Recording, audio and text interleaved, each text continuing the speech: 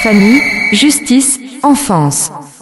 Bonjour et bienvenue dans le numéro 112 de Famille, Justice, Enfance avec Stéphane sur RLP depuis Périgueux en Dordogne. Aujourd'hui, seconde partie de l'entretien exclusif avec Maître Jean Panier. Entretien, discussion qui tourne autour des dysfonctionnements et des problèmes de la justice familiale et des enfants, le JAF et le JDE, et tout ce qui tourne autour. En effet, au XXIe siècle en France, en 2022, nous avons encore 20% des papas qui perdent le lien après leur enfant, après leur divorce, et 40% des enfants de moins de 25 ans issus d'une union rompue qui ne voient leur père que rarement ou jamais, contre 15% leur mère. Notre société produit donc des familles monoparentales féminines dysfonctionnantes.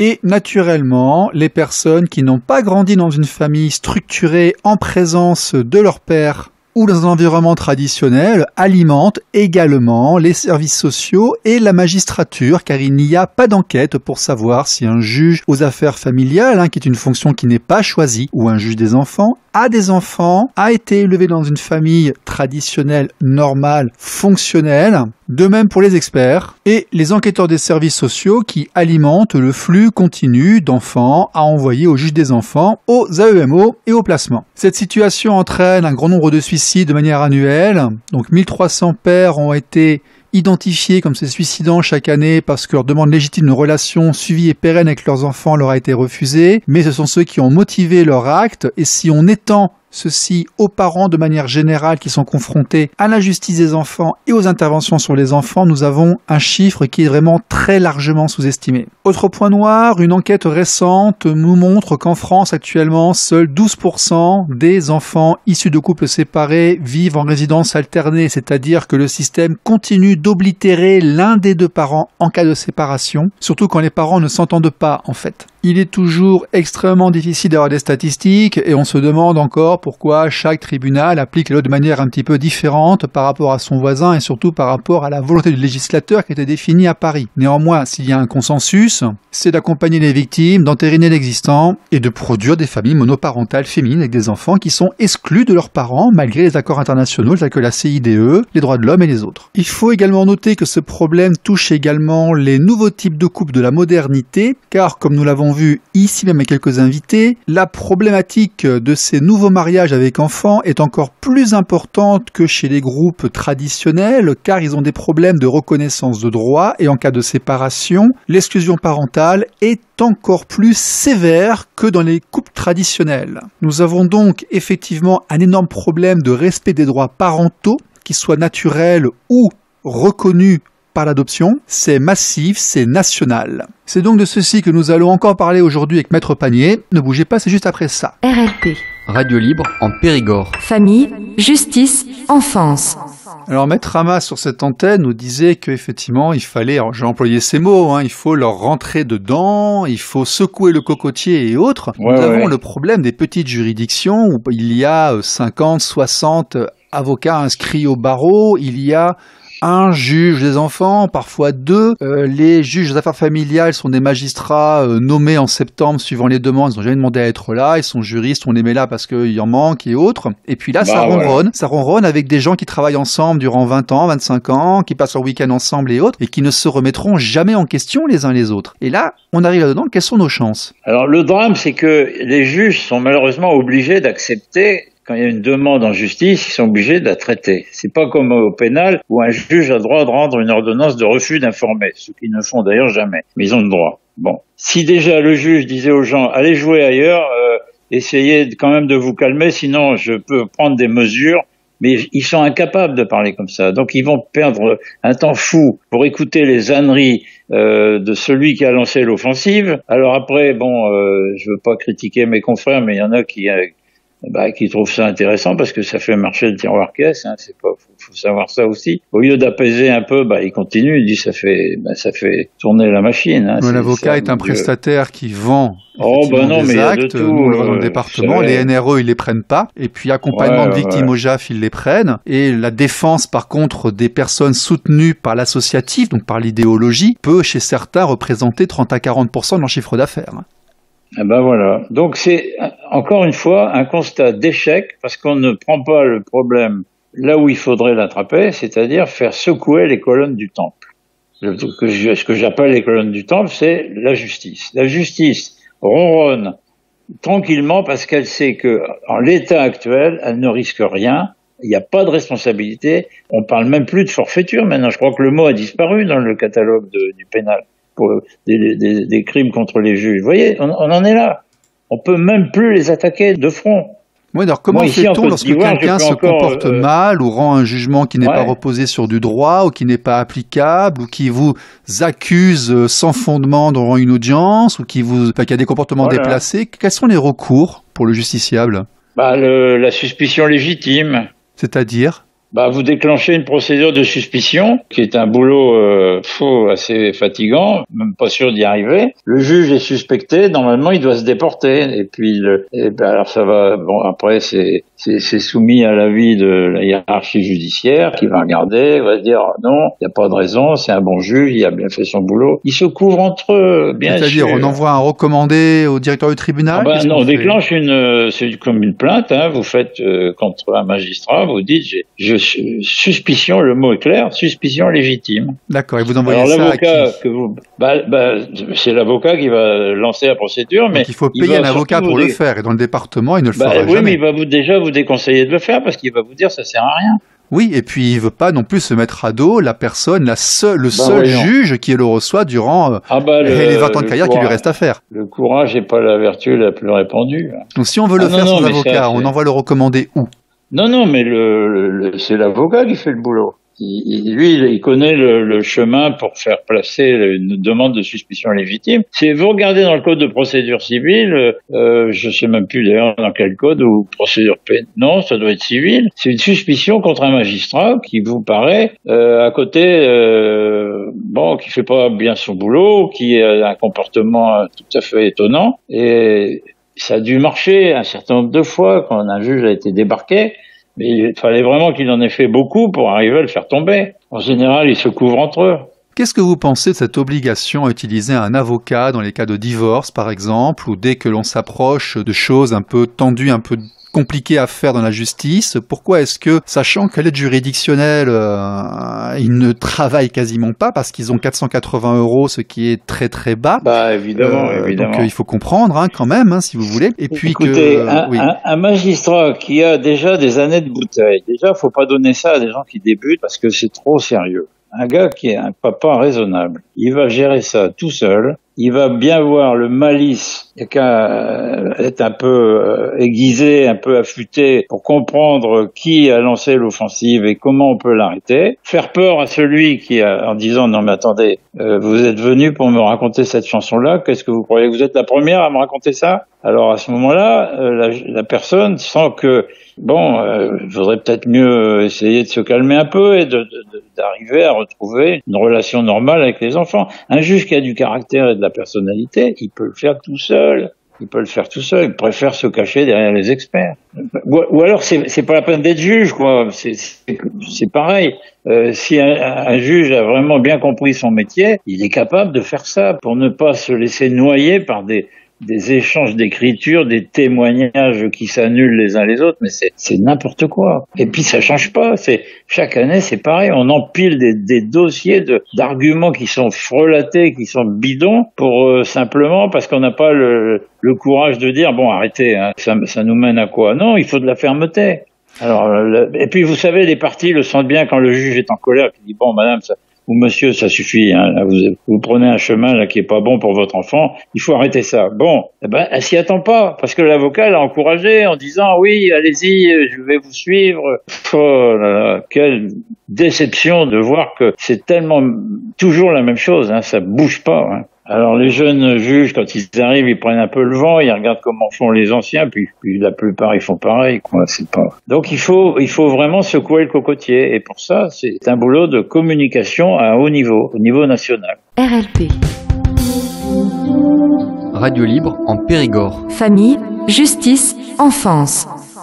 Alors, certaines personnes nous disent, si vous habitez un département rural avec un écosystème où tout le monde se connaît, n'hésitez pas, faites un investissement, faites venir un Parisien ou quelqu'un d'un autre département qui, lui, n'aura pas de scrupules à secouer les colonnes du temple. Vous, qu'est-ce que vous en pensez? Ouais, ça dépend sur qui vous tombez, hein, parce que il y a aussi des gens qui sont, ils ont une mentalité, c'est la pensée unique, hein, dans ces milieux-là. Et puis d'ailleurs, on écoute des gens comme ce Lopez là qui venait pérorer dans les conseils. Le juge Berger aussi. Oh là là, mais attendez, quand on écoute ce monsieur, on se dit mais c'est pas vrai, personne va le croire, personne va l'écouter. C'est que de la doctrine, c'est que non mais et ça lui il va monter dans les circuits politiques, etc. Et il va finir par endormir des gens qui savent même pas de quoi on parle, parce que ça va jusque là. Lui il parle, il se glorifie. D'abord il s'écoute parler, il est très impressionnant, il a un langage ésotérique que tout le monde ne comprend pas. Oh, les gens disent formidable, ce mec il a dit des choses, ils ont rien compris, mais c'est pas grave. Voilà, on en est là. Pardon, monsieur Lopez, hein, mais je vous ai fait sortir un jour d'une réunion au barreau de Paris. C'était pas triste. Enfin, mais c'est comme ça, quoi. C'est comme ça.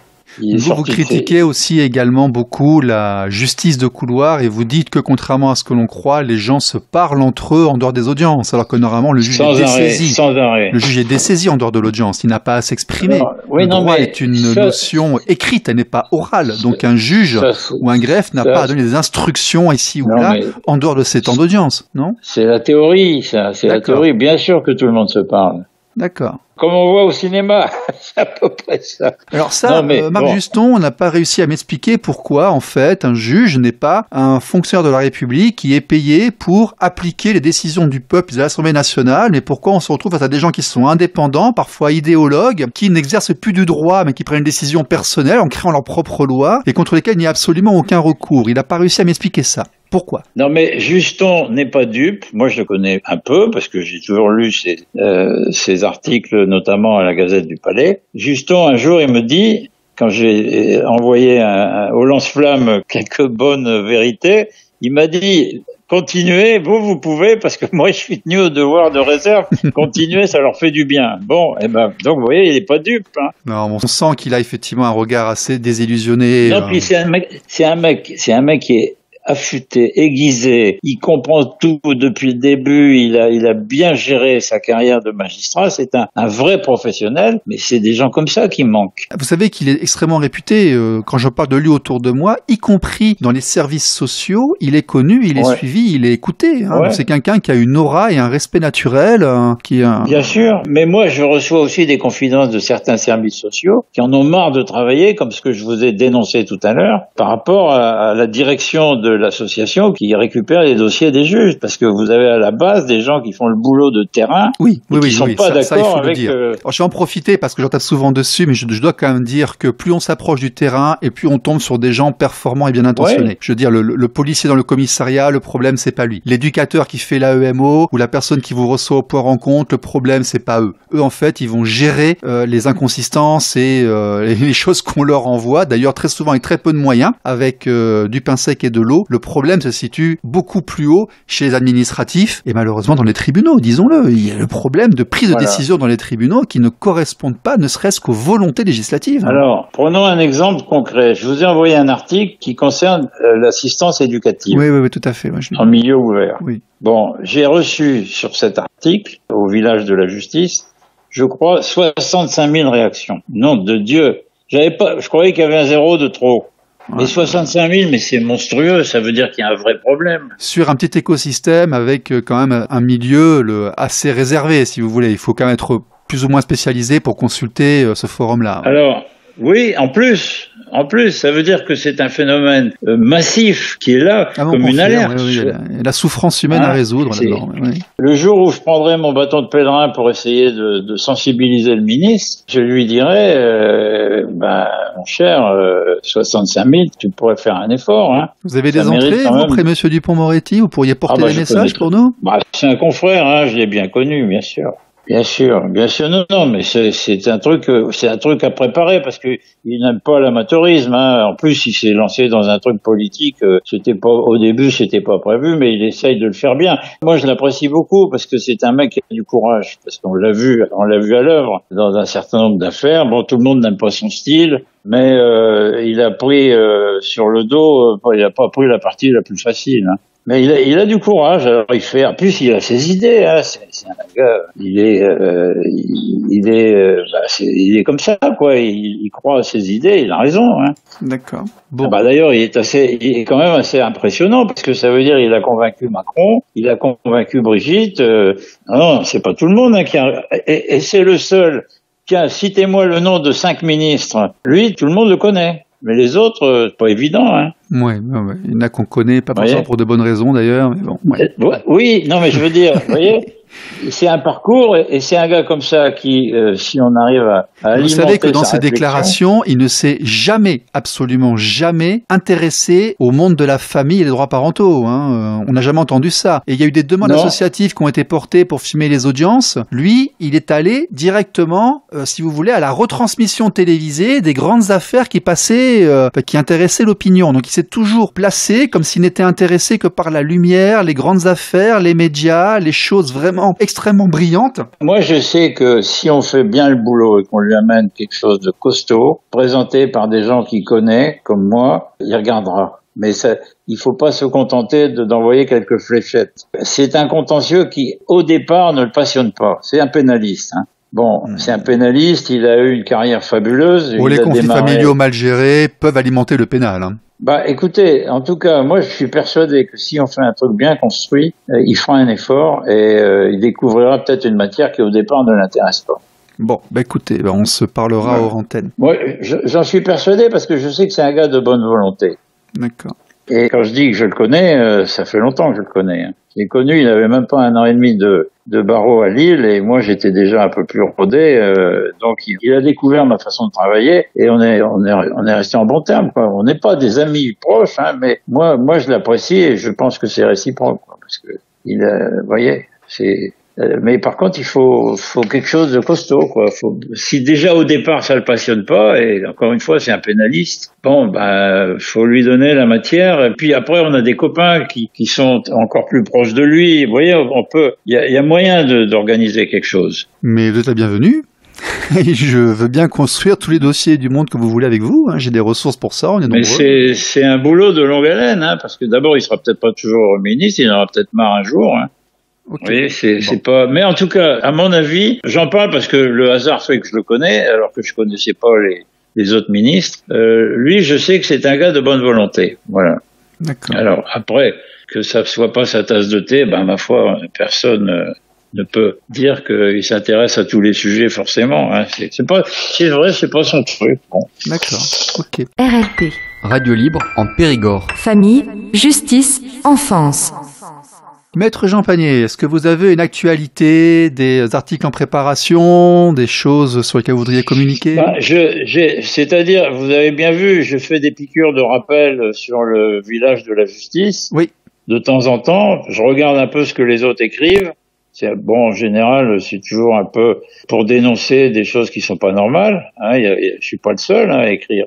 Et puis les doctrinaires, je les entends même pas parce que franchement, on n'a pas besoin de ça, quoi. On a un vrai problème à traiter.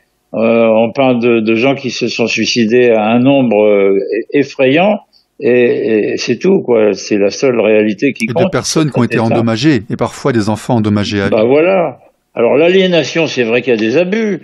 Il y a des gens qui voient l'aliénation partout alors que on en est encore au stade de conflit de loyauté. Bon, mais c'est déjà le stade de conflit de loyauté, c'est déjà un vrai problème. Parce que l'enfant est embarqué dans un truc. Ah ouais. Évidemment, il est sous la coupe de celui. Il faut absolument que vous trouviez. Peut-être vous le trouverez sur Internet. Ça s'appelle La dictature de l'émotion par Ben Soussan et une consoeur, j'ai oublié son nom. Mais dedans, vous verrez des phrases terribles.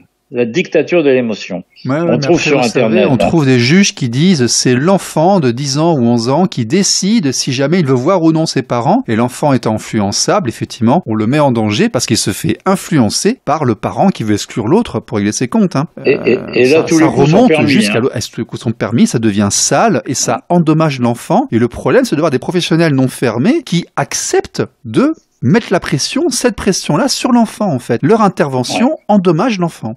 Exactement. Pourtant, ce sont des gens intelligents qui ont fait les mêmes études, qui seraient capables d'avoir du recul. Eh ben, ça marche pas. Mais écoutez, il suffit de parler à un intervenant comme Maître Hamas ou autre pour se rendre compte que la plupart des intervenants ne connaissent pas cette matière, en fait. Donc, les avocats qui veulent se former sur des formations en psychologie et autres, et après, ils en sont arrivés à un stade où ils répètent les informations qu'ils ont apprises durant leurs initiatives personnelles de formation, d'auto-formation, à des magistrats, à des experts et à des avocats qui ne connaissent pas, en fait, les sujets sur lesquels ils traitent. C'est impressionnant. Il faudrait quand même professionnaliser un petit peu tout ça. Écoutez, si vous avez des suggestions, nous on est ouverts. Hein, moi ma suggestion, c'est oui. Mon thème d'attaque, ça a toujours été, c'est la politique du fait accompli. Le juge constate que essayer de renverser la vapeur, ça ne va, il est persuadé que ça ne va faire qu'aggraver la situation. Et il dit, laissons-la comme il est, tant pis pour le parent évincé. Ah, mais ça, ils le font tout le temps. Ils le font tout le temps. Vous déménagez l'enfant, vous partez avec, l'audience 8 jours plus tard, il va dire, pour ne pas bouger l'enfant. Voilà. Vous voyez pas l'enfant, il va dire, vu qu'il le voit pas, on va écrire que, il le verra moins. C'est tout le temps comme ça. C'est en permanence comme ça. Un jour, Jacques Vergès, pour qui j'avais beaucoup d'estime, parce que c'était un mec un peu bizarre, mais courageux, qui me disait, on en est arrivé, en parlant de ça, hein, il dit, on en est arrivé au stade, quand tu perds un enfant comme ça, tu te sens obligé d'en faire un autre. Mais je connais malheureusement des gens qui en sont arrivés à cette extrémité-là, parce que autrement ils se détruisent et ils n'y arrivent pas. Alors, dit par Jacques Vergès, qui est quand même pas un personnage ordinaire, mais qui était quand même un excellent confrère et absolument pas dupe de rien, il s'amusait, lui, parce qu'il disait, moi, je suis la tête de Turc. Hein, c'était un juriste aussi, il connaissait son droit aussi, lui. Hein. Oh là là là là. Non, puis c'était un mec qui, il adorait la provocation parce qu'il disait, mais j'ai affaire à des gens qui méritent qu'on les secoue. Hein, c'est pas tout le monde, hein, Vergès. D'ailleurs, il faisait peur à plein de gens. Il y a plein de confrères qui auraient jamais osé prendre les dossiers qu'il a acceptés. Mais au moins, c'était un vrai avocat, quoi. Alors lui, il disait que si tu perds un gosse, t'as qu'une solution, t'en refais un autre. Non, c'est pour dire à quel point c'est désespérant, quoi. Ouais, ok. Hein. En tout cas, fait accompli, colonne du temple, vous pouvez retenir ces deux notions. Les juges sont irresponsables, c'est une des causes de ce drame qui n'avance pas, enfin qui n'est pas traité. Et puis le fait accompli, c'est horrible. On ne devrait pas juger sur le fait accompli. Le juge devrait s'investir par rapport aux parents, quitte à être ferme et même autoritaire en disant arrêtez vos conneries. Et en plus, il a les moyens de faire pression sur les gens qui en font un peu trop. Il a les moyens. Mais alors de là, les faire bouger, oh là là, non, là, ça va trop loin. Puis maintenant, on vit à une époque où on se mouille plus, quoi. C'est fini, quoi. Parce qu'il y a des collègues qui vont pas apprécier. Ils disent pourquoi tu parles comme ça, c'est pas ton boulot, laisse tomber. Vous voyez, déjà entre eux, celui qui a annulé, par exemple, à Paris, une assistance éducative en disant elle a servi à rien, donc j'arrête les frais. Mais les autres lui sont tombés dessus en interne. On dit mais tu nous fais de l'ombre, camarade. Nous, on continue. Ah, écoutez, c'est votre problème. Ouais, vous savez, l'AEMO, ici en Dordogne, ils sont 7, par exemple. Moi, je pense qu'ils sont vraiment très bien. J'ai rencontré quelques-uns. Eux, ils ont envoyé des vraies formations et puis ils sont là pour des très bonnes raisons individuelles, des très bonnes motivations. Donc, ils essaient vraiment de faire ce qu'ils peuvent avec ce qu'ils sont. Je veux dire, c'est pas non plus la panacée. L'intérêt serait de gérer les conflits, comme disait Marc Juston et d'autres, de gérer, et Gérard Poussin, qu'on a aussi interviewé ici, et Madame Masse, de gérer les conflits au départ, si on alimente les AEMO, si on alimente les juges des enfants, si on alimente les chroniques pénales et puis les ponts funèbres, c'est parce qu'on a mal géré les choses au départ, qu'on n'a pas appliqué les lois, qu'on n'a pas fait le travail nécessaire au tout départ des affaires. Alors l'AEMO n'est là que pour faire durer. Quand le gosse, il doit rencontrer en milieu ouvert là, son parent pendant 1 heure, il baisse la tête, il veut pas parler à son père. L'autre, il est en train de se noyer. Le père, il n'en peut plus. L'assistante sociale, avec son air de cerbère, le regarde d'un air, mais monsieur, quand même, vous voyez, le gars, il est foutu, quoi. Donc c'est un échec total. Et ils n'ont rien trouvé de mieux. Ça veut dire quand même, on manque d'imagination en France, hein. Ouais. Ah oui. Alors quand un juge vient dire j'arrête les frais parce que c'est pire qu'avant, ah non, mais à dire, enfin, quelqu'un qui a compris, quoi. Ouais. Et voilà. Et donc c'est routinier. Alors, et puis c'est un des rares domaines où on condamne sans preuve. Ah, au pénal, non, on condamne avec preuve. Pour un viol, on condamne avec preuve. Par contre, au JAF ou au JDE, si quelqu'un lance une accusation, on suspend les droits parentaux et on condamne sans preuve. Alors, normalement, il devrait y avoir l'effet boomerang, hein, c'est-à-dire la dénonciation calomnieuse, et ben même ça marche pas. Non, parce qu'en fait, les plaintes ne sont pas classées. Il faut attendre qu'elles soient classées pour faire la dénonciation calomnieuse, et puis après, on vous dit qu'il y a un principe de précaution et autres. Les enfants ont grandi, voilà. Vous avez perdu, parce que s'il y a une perte de lien avant 14-15 ans, il y a une forte probabilité que le lien ne se refasse pas. Mais dans 100 affaires, vous allez trouver 2 juges qui vont cogner, qui vont dire ah non, ça sera pas gratuit, monsieur, là ou madame, là là je vous condamne, bing. Mais il y en a 2 sur 100 qui vont faire ça. Bon. Ah ouais, on est loin de l'objectif, hein. Mais bon, encore une fois, on peut y arriver. Bon, écoutez, c'est du vécu, c'était Maître Jean Panier sur RLP. Écoutez, on vous remercie beaucoup. Je crois que vous êtes à Abidjan parce que vous avez une mission, vous sauvez une école, je crois, c'est ça? Ouais, c'est ça, ouais. Je suis en train d'essayer de sauver l'avenir d'une école qui est menacée d'expulsion dans des conditions assez incroyables. L'école est bâtie sur un terrain qui a été volé à l'État il y a 34 ans avec des faux documents. Enfin bon, vous voyez, c'est des trucs. Et ils veulent faire mais ça y est, c'est fait. À la place, c'est fait. Bon, très bien. On a fait, le Conseil d'État a annulé le certificat du monsieur qui était trop bien protégé apparemment. Voilà. Bon, très bien. Maître, merci beaucoup. Et je vous en prie. Si vous voulez porter notre parole, n'hésitez absolument pas. Nous avons des gens qui peuvent faire des rédactions de très bons documents avec nous. Nous serons très heureux. Nous prenons tout, absolument tout. Bon, écoutez, on va y réfléchir parce que tout ça, c'est un travail minutieux. C'est une vraie mécanique à mettre en route. Très bien. Merci, Maître. Bonne journée à vous. Merci. À vous aussi. Merci. Au revoir. Merci, au revoir. RLP. Radio libre en Périgord. Famille, justice, enfance. Voilà, nous vous souhaitons donc de bonnes vacances. Cette saison est terminée, nous nous retrouverons à la rentrée. Passez des beaux moments avec vos enfants et vos petits durant l'été. Et n'oubliez pas la réponse à une question courante qui vient durant les permanences et les réunions de soutien. Oui, bien sûr, vous avez le droit de savoir où sont vos enfants durant l'été quand ils sont avec l'autre parent s'ils ne vivent pas avec vous. Vous ne cessez pas d'être parent durant les vacances. Et donc, que ce soit vous, monsieur, que ce soit vous, madame, dites à l'autre parent en cas de séparation où est-ce que vous allez en vacances avec vos enfants parce que l'autre a le droit de savoir où ils sont, c'est normal et c'est la loi. Voilà. N'oubliez pas le site de l'association équitéparentale.com ainsi que le blog avec les conseils juridiques et les statistiques sur sospapa24.com. Site dont le nom de domaine n'est absolument pas relié à l'association nationale, qui d'ailleurs malheureusement n'existe quasiment plus. La page Facebook de l'association Équité Parentale avec les actualités et les dialogues et vos commentaires, vos expériences, vos retours d'expérience et le soutien entre vous, entre nous. Enfin, cette émission sera ensuite sur un podcast YouTube. N'oubliez pas de liker la vidéo, de mettre des petits likes, des petits plus, de la partager afin de nous aider à monter dans les algorithmes et de faire passer notre message. Allez, soyez sages, plein d'amour, occupez-vous de vos enfants quand vous avez la chance de pouvoir le faire et on se retrouve en septembre.